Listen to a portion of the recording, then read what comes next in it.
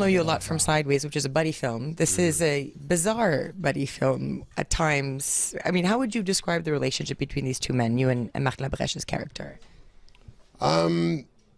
Whenever they initially meet, they're both sort of completely disconnected and don't really have a lot of interest in getting to know one another. But you know, I think he needs help, and he sort of quickly realizes that maybe that can be manipulated into something else. And I think that it sort of starts out as a very superficial friendship, but you know, both of their circumstances start to prevail that it can't stay superficial, and it may not stay friendly. Yeah, there are parts of this film that are very difficult to take in for the viewer. I mean, the landscape, the weather, this is very much part of the story, that you're trapped out there. You know, I was wondering at some point, I was like, I hope that's fake snow, but I know where this was filmed. This was real. This was cold. Tell me about that. They brought these fans, these huge, they're like 8-foot fans that are attached to V8 engines, like car engines.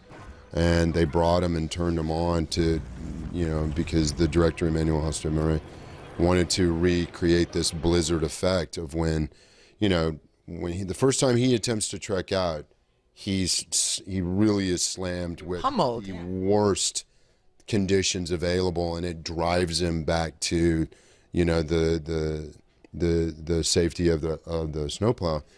And when they cranked those things up, it was, you know, there's a part where I just lay down and curl up, and it was so brutal. Like my cheek actually started, my cheekbone, the skin froze. Like a frostbite. And then, well, it wasn't really frostbite, but it did freeze. And they were able, you know, we caught, but it scabbed up, and I had something there really for the rest of the shoot. They sort of wanted to then start taking advantage of that. Since it's there. It looked real, you know. And if you look, there is a patch. I can't remember which cheek it was on, but there was a patch that, I mean, it was real, you know, it really happened. And there's really no way to prepare for it. There's really no way. For spending that much time outdoors, no. We're running out of time, but I really want to ask you, Marc Labrèche is loved, obviously, here. He's an institution. What was it like to work with? He's loved in Texas. He's one of the kindest, most generous people.